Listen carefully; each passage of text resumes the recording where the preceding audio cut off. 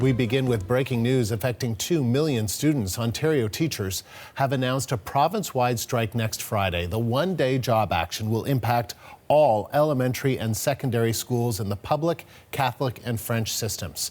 The news came just before Education Minister Stephen Lecce addressed a business crowd at Toronto's Royal York Hotel.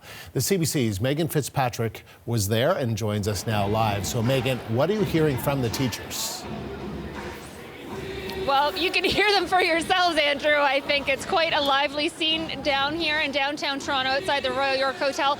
These are striking public elementary teachers who have been out here for hours now. They're engaged in a one-day rotating strike. This comes a day after a province-wide strike just yesterday by all public elementary teachers. So they've been out here talking about why they're out here, saying they're fighting for the quality of public education here in Ontario. Meanwhile, the heads of their union, as well as the other three major unions, were inside the Royal York to attend Stephen Lecce's speech and make that announcement via press release that they will join together for this one-day strike, all on the same day next Friday. That will affect hundreds of thousands of students, as you said. Some 5,000 schools will be closed.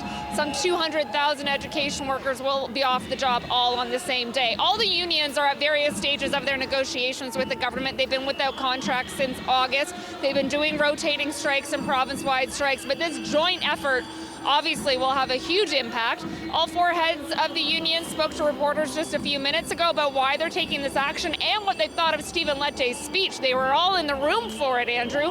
Take a listen to what they told us. What you're seeing here is a show of unity between all of us. The different things that are on the table hardly matter in the face of a government that wants to slash fundamental supports for all of our students, and that's why we're prepared to stand up together on Friday, February 21st in a full-day action. We just attended the address by the minister to the Canadian Club of Toronto, and it's just absolutely appalling. Once again, this minister lies to intelligent people in that room and everyone watching. It's time for Doug Ford to remove this minister and get on with what needs to happen.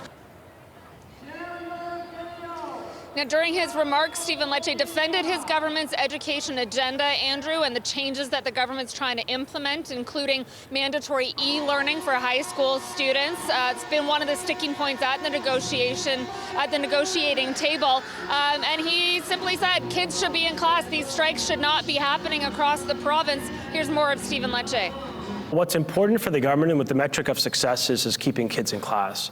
And when I hear stories each and every day of parents who've reached out to me personally through social media and other ways, expressing their frustration and the hardship economically on them. When I hear a single mother that reached out to tell me that she's now used almost every single one of her vacation days, it underscores the point that these strikes are hurting kids.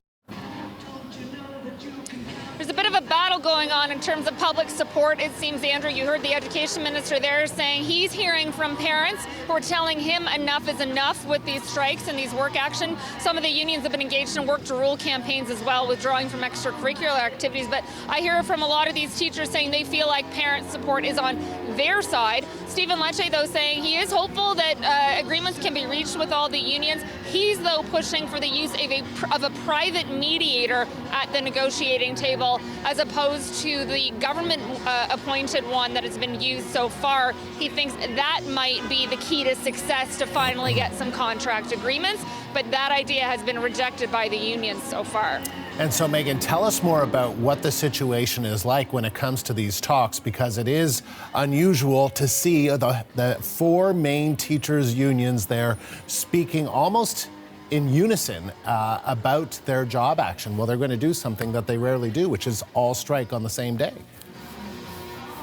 Yeah, that's right. Each union is negotiating separately with the government, by the way. They each have their own talks, but this is a show of unity, they're saying. So just to bring people up to speed on where things are at, today the union representing French teachers is at the bargaining table, but they have a strike planned for tomorrow. That, at this point, is planned to go ahead. OSSTF is the union representing public high school teachers. They've not been at the bargaining table, Andrew, since December 16th. They're that far apart, they haven't even gotten back to the table. They're continuing their job action as well with these rotating strikes. Another one planned for tomorrow that will target 9 boards. OECTA is the union representing the Catholic teachers in this province. No talks scheduled. ETFO is the one representing public elementary teachers. They say they were close to getting a deal about a week and a half ago. They did sit down at the table, but those talks broke off before they could reach an agreement. No new talks are scheduled, Andrew. All right, Megan, thank you. The CBC's Megan Fitzpatrick live in Toronto.